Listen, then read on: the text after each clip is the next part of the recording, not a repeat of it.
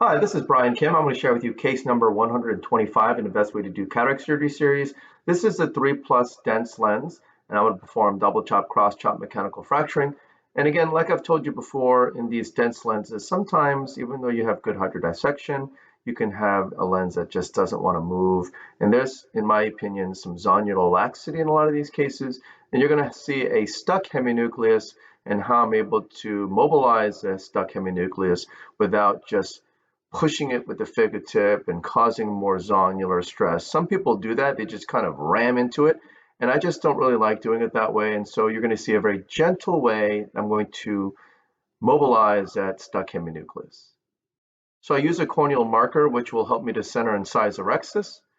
And then I'm using a paracentesis blade, first on the right side and then the left side, making an incision flat to the iris plane. You can see this patient has a lot of very wild eye movements.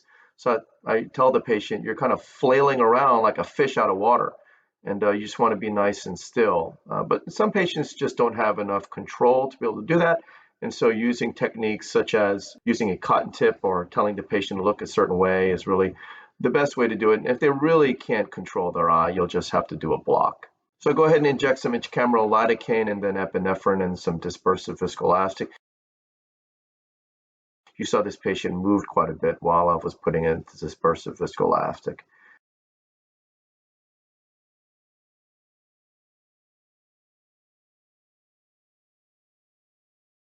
And this is the triplanar corneal incision. I make a vertical groove. You can see this patient's really resisting me.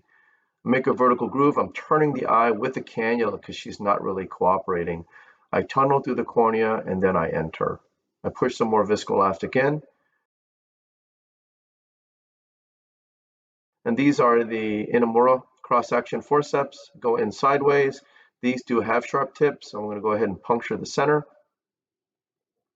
And at this point, I'm trying to communicate with the patient, making sure she's nice and calm and that she doesn't move. I tell her not to move here, because obviously with the rexus, you don't want to have the patient suddenly jerk their eye and then cause a rexus to radialize or something like that.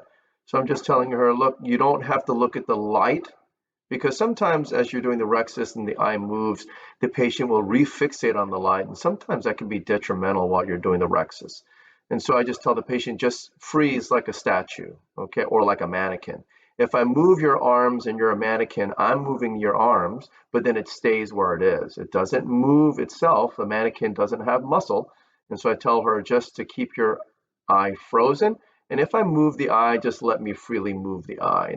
And usually the patients can do this, and that's what she was able to do here. So remove the viscoelastic, and this is the capsular fornix hydrodissection technique. I place a cannula under the rexus edge contra-incisionally, point the tip down, get a nice wave, try to decompress on the left side, sweeping on the left side, and then trying to rotate the lens on the right with the tip pointed down. Go ahead and put some fluid on the cornea. One of the things I noticed about this patient, every time fluid went on the cornea, that's when the eye starts just moving wildly. And so we just communicated that with the patient, just encouraged them to not move the eye.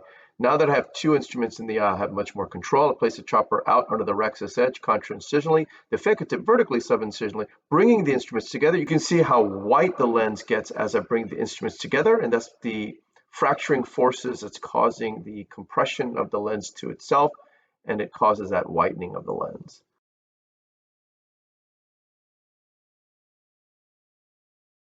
I place the chopper under the right heminucleus, pulling it essentially towards the fingertip, and then fracturing that right heminucleus, using some vacuum to grab that first quadrant up, and it comes up easily, crushing it between the instruments, and then emulsifying the lens pieces.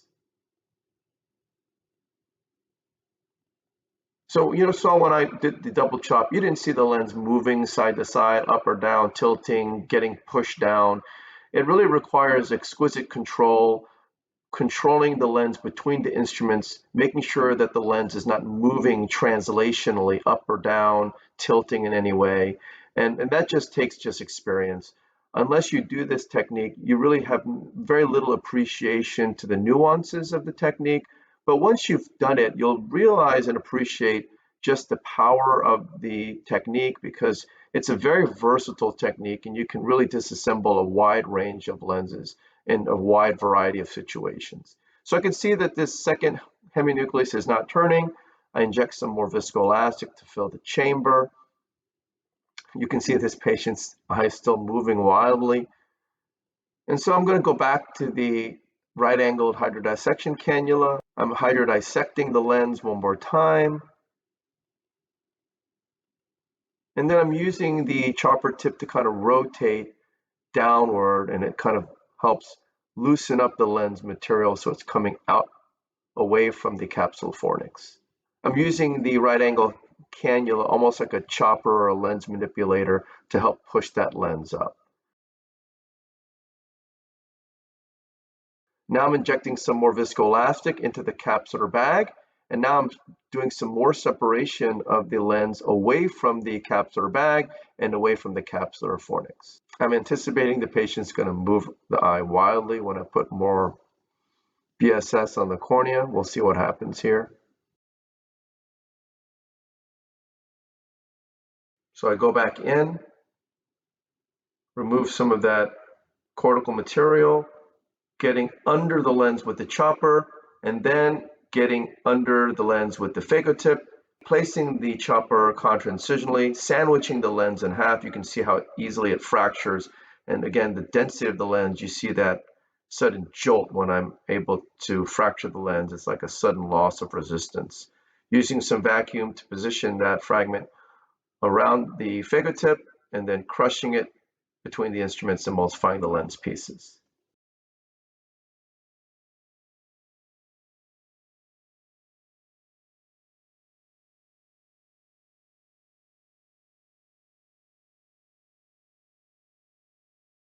Placing the chopper around that fragment again, using some vacuum to help reposition, sandwiching the lens between the instruments, using some vacuum to grab that fragment, sandwiching the lens pieces, again using some vacuum to position the lens, and then crushing the lens between the instruments, and then emulsifying the lens pieces. So that successive crushing force, crushing the lens pieces into smaller pieces, and these dense lenses in particular are very, very helpful because you're using less ultrasonic energy. You're able to crush the lens at the level of the iris plane. You don't have to lollipop the lens. You don't have to sculpt. You're able to emulsify the pieces when the pieces are much smaller, and therefore you're using less ultrasonic energy.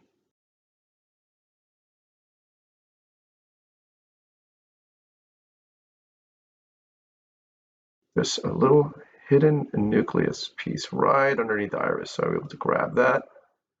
I could see that white shard underneath the iris hiding from me. So here I'm just trying to grab some epinucleus. It's rather sticky and adherent. In these cases, you don't want to perseverate, just switch to INA and start peeling the cortex. In the context when the epinucleus is rather stubborn, what you need to say to yourself is the epinucleus is attached to the cortex and the cortex is attached to the capsular bag.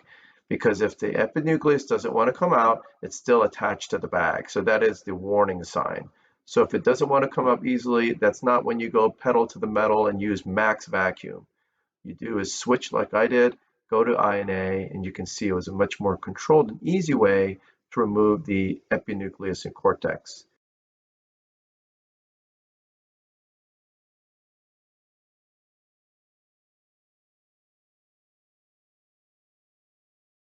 So you switch to polish mode, polishing underneath the rexus edge, polishing the posterior capsule as well. Subincisionally, there's some stubborn pieces, so I'm just carefully teasing those pieces up. Still quite a bit of subincisional cortical material there. I'm going to use the BSS cannula to pulse the subincisional space. I suspect there's going to be a lot of stuff that comes out. There's some stuff that's stuck there.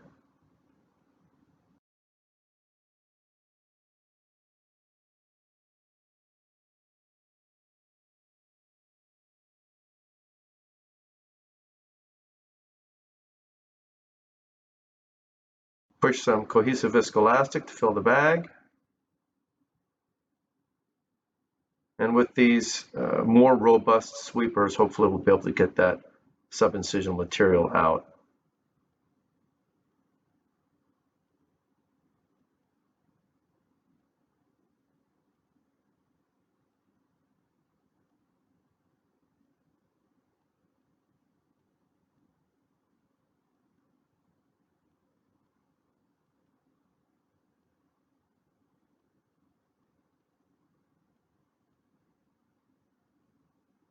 Go ahead and widen the lens. Again, with really dense lenses, I do prefer a 3-piece lens.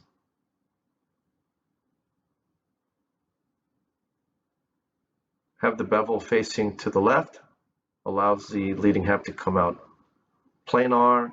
Make sure it's delivered within the bag. As the optic comes out, you want to rotate your wrist 90 degrees counterclockwise, making sure the trailing haptic comes out facing to the right, using the Maltzman to dial in the trailing haptic.